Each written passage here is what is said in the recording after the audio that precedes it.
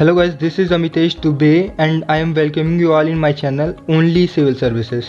So guys, आज का जो टॉपिक है बेहतरीन टॉपिक है और जो बेसिक पॉलिटी है ना उसी का एक टॉपिक है।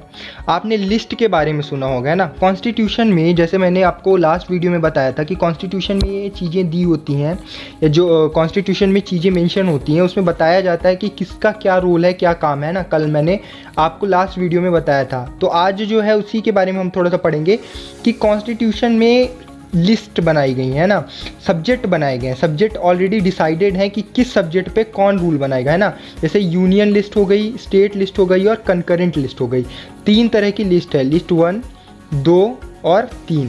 तो कौन कौन सी लिस्ट में मतलब ये जो तीनों लिस्ट हैं, तो इसमें पहली जो लिस्ट है वो यूनियन लिस्ट है ना। तो पहली लिस्ट है तो यूनियन लिस्ट है। तो यूनियन लिस्ट में कौन बनाएगा कानून, तो ये लिखा है has objects of national importance. अब इसका मतलब क्या हुआ कि जो भी नेशनल इशू मतलब पूरे देश को, नेशन को इफेक्ट करेंगे जो भी इशू, उस इशू पे कानून बनाने का अधिकार किसके पास है? केंद्र सरकार के पास है, सेंट्रल गवर्नमेंट के पास है ना। सो यूनियन लिस्ट जो है पूरी तरह से जो इसमें सब्जेक्ट दिए गए हैं, इसके अंडर में जो भी सब्जेक्ट्स हैं वो किसके अंडर में आएंगे? वो यूनियन लिस्ट के अंदर में आएंगे है ना। Union alone can make the laws, मतलब सेंट्रल गवर्नमेंट जो यूनियन है, सेंट्रल गवर्नमेंट है, सिर्फ और सिर्फ उसके पास है कानून बनाने का अधिकार इस कुछ सब्जेक्ट्स पे। और वो कौन कौन से सब्जेक्ट्स हैं? सो फॉर एग्जांपल डिफेंस हो गया, बैंकिंग हो गया है ना, करेंसी रिलेटेड हो गया, फॉरेन अफेयर्स हो गया और कम्युनिकेशन हो गया है ना। इन कुछ मतलब जो ये कुछ सब्जेक्ट्स हैं है ना, जिन पे सिर्फ और सिर्फ कानून बनाने का अधिकार किसके पास है? सेंट्रल गवर्नमेंट के पास है। यूनियन लिस्ट में आता है, सिर्फ और सिर्फ केंद्र सरकार के पास है ना। आगे अगर हम चलें तो अगर हम देखें कि स्टेट लिस्ट क्या होती है, तो स्टेट लिस्ट में बताना चाहूँगा has the subject of local state important है ना। तो जो भी जो स्टेट्स हैं ना, राज्य हैं, जैसे कि यूपी, एमपी, महाराष्ट्र हो गया, छत्तीसगढ़ हो गया, इन जो पर्टिकुलर स्टेट्स में पर्टिकुलर फॉर एग्जांपल जैसे महाराष्ट्र सरकार को कोई महाराष्ट्र के किसानों के लिए कोई नियम बनाना है ना पर्टिकुलर, तो वो सब स्टेट लिस्ट के अंदर आता है, वो स्टेट सब्जेक्ट में आता है ना। So state government alone can make the rule. इसमें जैसे इसमें सिर्फ यूनियन गवर्नमेंट अपना रूल बना सकती थी सब्जेक्ट्स पे, और यहाँ पे सिर्फ स्टेट गवर्नमेंट जो है रूल बना सकती है स्टेट लिस्ट के जितने भी सब्जेक्ट हैं। अब इसमें कौन कौन सब्जेक्ट आएंगे? तो सब्जेक्ट्स आएंगे पुलिस हो गया, ट्रेड हो गया, कॉमर्स हो गया, एग्रीकल्चर, इरिगेशन। तो ये सब जो है स्टेट गवर्नमेंट का काम होता है। अगर मान के चलिए कहीं दंगा हो रहा है कि पुलिस का कुछ गलत पुलिस ने किया है, तो आप सेंट्रल गवर्नमेंट को ब्लेम नहीं कर सकते, क्योंकि जो पुलिस है वो पुलिस जो है केंद्र सरकार के अंदर में नहीं आती, ये स्टेट गवर्नमेंट के अंडर में आती है। सो स्टेट गवर्नमेंट उसके लिए रिस्पॉन्सिबल होगा है ना। अब आती है तीसरी लिस्ट है कंकरेंट लिस्ट। कंकरेंट लिस्ट क्या होती है? कंकरेंट लिस्ट ऐसी लिस्ट है या इसमें ऐसे सब्जेक्ट्स आते हैं जिस पे कानून बनाने का अधिकार किसके पास है? दोनों के पास है। दोनों लोग इस पे कानून बना सकते हैं, मतलब सेंट्रल भी गवर्नमेंट भी बना सकती है और स्टेट गवर्नमेंट भी बना सकती है। लेकिन अगर किसी भी ऐसा इशू हुआ कि मतलब दोनों ने कानून बना दिया सेम सब्जेक्ट पर, सेंटर ने भी बना दिया और स्टेट ने भी बना दिया, तो जो से होगी जिसकी ज़्यादा मानी जाएगी वो सेंट्रल गवर्नमेंट की मानी जाएगी अगर इन सब्जेक्ट्स पे कानून बनता है। अब इस पे क्या क्या है देखते हैं। तो इस पे आप देखेंगे कि has subjects of common interest both centre and state. मतलब यहाँ पे क्या था? नेशनल इंटरेस्ट था, इसमें स्टेट इंपॉर्टेंट था, लेकिन इसमें सेंटर और स्टेट दोनों का मतलब इंपॉर्टेंस है, दोनों के इंटरेस्ट है ना। Both centre and state can make the rules. दोनों सेंटर और गवर्नमेंट दोनों बना सकती है। और वो कौन कौन से सब्जेक्ट हैं? एजुकेशन पे सेंट्रल गवर्नमेंट भी बना सकती है कानून और स्टेट गवर्नमेंट भी। फॉरेस्ट हो गया, ट्रेड हो गया, यूनियन हो गया, शादी हो गया, मैरिज हो गया है ना। और ये सारी जो चीज़ें हैं इन सब पे दोनों लोग कानून बना सकते हैं। लेकिन फॉर एग्जांपल एजुकेशन पे कानून बनाता है, सेंटर भी बनाता है, स्टेट भी बनाता है। तो यहाँ पे अगर दोनों के कानून क्लैश हो रहे हैं तो सेंटर का माना जाएगा ज़्यादा है ना। आगे बढ़ते हैं। आगे का जो टॉपिक है वो एक बेसिक टॉपिक है, मैं कहूँगा बहुत ही ज़्यादा बेसिक टॉपिक है पॉलिटी में, क्योंकि ये जो चीज़ें हैं चारों जो मेजॉरिटीज़ हैं वो आपको हर एक टॉपिक या हर एक लेक्चर में सुनने को मिलेंगी, है ना, इसका यूज मिलेगा। तो अगर आपको इनके बारे में बेसिक नॉलेज नहीं होगा तो आप नहीं पता कर पाओगे कि मेजोरिटी का मतलब क्या होता है और क्या कहा जा रहा है या इसके थ्रू क्या इंपॉर्टेंस जनरेट हो रही है ना। तो 4 तरह से कॉन्स्टिट्यूशन में मेजोरिटी का वर्णन है। पहला है एब्सोल्यूट, इफेक्टिव, सिंपल और स्पेशल मेजोरिटी। 4 तरह की मेजोरिटीज़ हैं। एब्सोल्यूट है, इफेक्टिव है, सिंपल है और स्पेशल मेजोरिटी है। स्पेशल मेजोरिटी 4 तरीके से होती है, 4 टाइप की होती है ना। इन सब के बारे में आगे हम डिस्कस करेंगे। तो सबसे पहले हम सिंपल मेजोरिटी के बारे में डिस्कस करते हैं। सिंपल मेजोरिटी क्या होती है ना। सो सिंपल मेजोरिटी मतलब प्रेजेंट एंड वोटिंग का मोर देन हाफ, मतलब 50% से ज़्यादा होना चाहिए, है ना। चलिए एग्जांपल के थ्रू इसको समझते हैं। प्रेजेंट एंड वोटिंग का more than 50%, more than 50% of present and voting, ये है सिंपल मेजोरिटी। तो इसके बारे में हम डिस्कस करते हैं, एक एग्जांपल लेते हैं। फॉर एग्जांपल लोकसभा की टोटल स्ट्रेंथ, जैसे लास्ट वीडियोज़ में मैंने बताया था कि 545 है ना। मान के चलते हैं 5 जो सांसद है वो मर जाते हैं किसी भी तरह से, तो अब कितने बचे, 540 बचे, 5 मर गए। चलिए उस दिन जिस दिन कानून बनाना होता है, तो जिस दिन कानून बनने वाला होता है या कोई भी बिल पास करना होता है, तो उस दिन 10 लोग आते ही नहीं है, एब्सेंट होते हैं। अब कितने बचे भाई, 5 ऑलरेडी चले गए थे, 10 लोग एब्सेंट हैं, तो बचे कितने, 30 लोग, है ना। और उन 30 लोगों में से 25 लोग ने, मतलब कांग्रेस पार्टी के थे या कि अपोजिशन पार्टी के थे, उन्होंने क्या किया, विरोध किया, बोले हम इस बिल पे अपनी सहमति ही नहीं देंगे, हम रहेंगे ही नहीं हाउस में, हम बाहर चले जाते हैं। तो वो बाइकआउट कर दिया। तो अब टोटल कितने बचे, 500 टोटल बंदे बचे, है ना। अब मान के चलते हैं 500 में से कितने लोग वोट करें तो वो बिल पास हो जाएगा, है ना, कोई भी बिल पास हो जाएगा। तो 50%, है ना, ये यहाँ पे देख सकते हैं आप, 500 का 50% तो से ज़्यादा, मतलब 251 अगर वोट पड़ते हैं किसी भी बिल के फेवर में, तो वो वोट पास कर दिया जाएगा। और मोस्ट ऑफ द टाइम जो है सिंपल मेजोरिटी से ही कानून बनाए जाते हैं। अब देख लीजिए कौन कौन से कानून बनाए जाते हैं। तो देखिए, टू पास ऑर्डिनरी और मनी बिल या फाइनेंशियल बिल को जब पास करना होता है तो उसमें सिंपल मेजोरिटी लगती है। नॉन कॉन्फिडेंस मोशन अगर लाना हो, है ना, तो ये जितने भी मोशंस हैं ना, आप देख सकते हैं यहाँ पे, ये सारे सिंपल मेजोरिटी से लाए जाते हैं, है ना।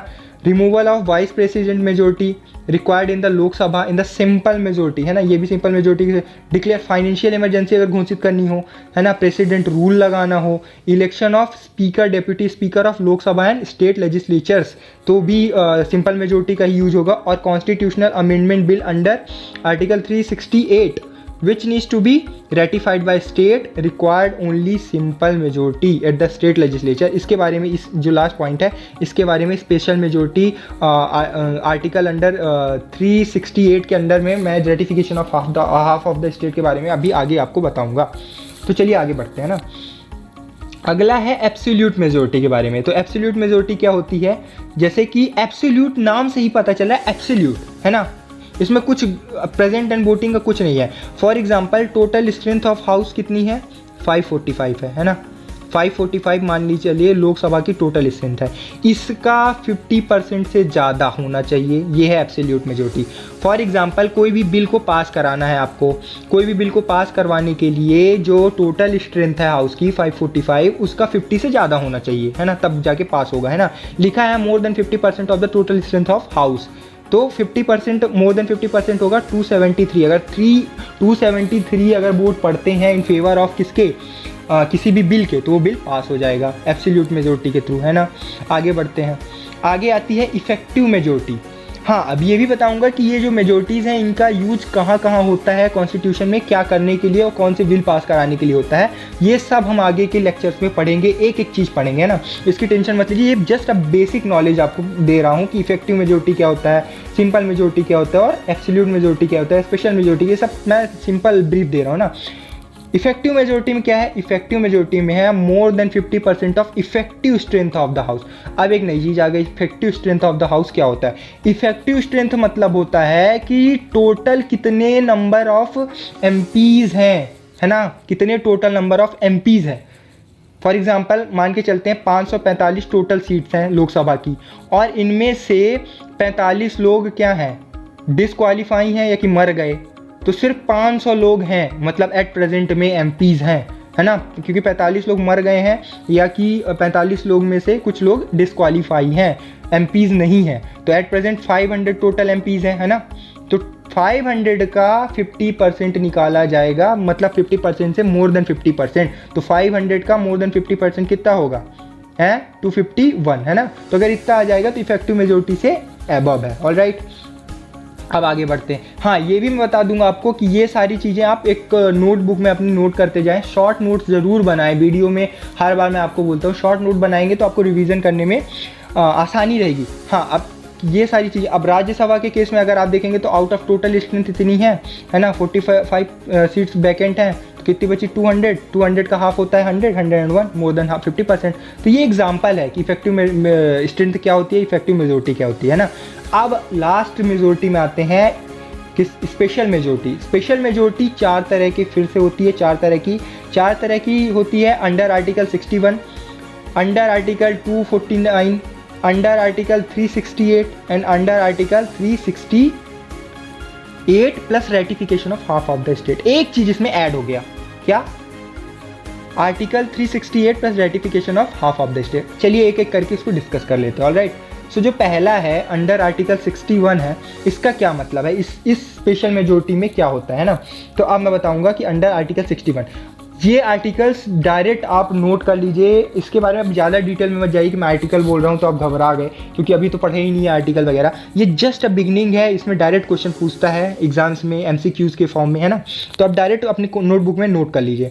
अब आर्टिकल 61 के थ्रू क्या होता है कि जो प्रेसिडेंट ऑफ इंडिया है ना, उनका अगर रिमूवल करना है, कॉन्स्टिट्यूशन में वर्ड लिखा हुआ है इम्पीचमेंट, तो अगर इनको रिमूव करना है या इम्पीचमेंट करना है तो उसके लिए आर्टिकल 61 के थ्रू ही प्रेसिडेंट को रिमूव किया जा सकता है, इम्पीच किया जा सकता है। कैसे कि this refers to the majority of 2/3 of total strength of the house, है ना। मतलब अगर टोटल स्ट्रेंथ ऑफ हाउस कितनी है 545, जैसे कि आप यहाँ पे देख रहे हो, इसका 545 का 2/3 निकाल लो, जितना आए, जैसे 366 आ रहा है ना। अगर इतने वोट्स इन फेवर ऑफ पढ़ते हैं कि प्रेसिडेंट को रिमूव कर दिया जाए तो उस दिन से प्रेसिडेंट रिमूव हो जाए, मतलब इस तरह ये प्रोसेस है ना, दोनों हाउस में पास करवाना पड़ता है। ऑलराइट, तो मैं आगे जाके आपको जब प्रेसिडेंट पढ़ाऊंगा तो रिमूवल ऑफ प्रेसिडेंट का पूरा प्रोसेस बताऊंगा, है ना।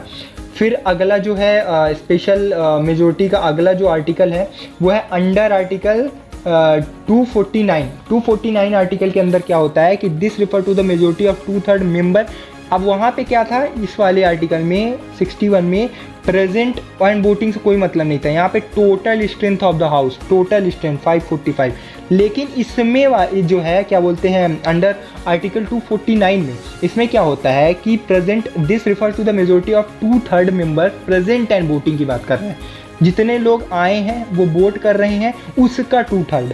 फॉर एग्जाम्पल 200 लोग आए हैं, 200 लोगों ने वोट किया है, तो इसका 2/3 निकालोगे तो वो अगर स्ट्रेंथ क्रॉस हो रही है तो वो बिल पास कर दिया जाएगा। ये बेसिकली ये आर्टिकल यूज होता है अगर कोई भी सेंटर गवर्नमेंट को, जैसे मैंने आपको लिस्ट पढ़ाई थी, तो सेंटर गवर्नमेंट स्टेट गवर्नमेंट के अगर सब्जेक्ट्स पे कानून बनाना चाहता है, फॉर एग्जांपल पुलिस के ऊपर कोई कानून बनाना चाहता है सेंटर गवर्नमेंट, तो उसको इस आर्टिकल के थ्रू ही वो स्टेट गवर्नमेंट के सब्जेक्ट्स में कानून बना सकता है ना।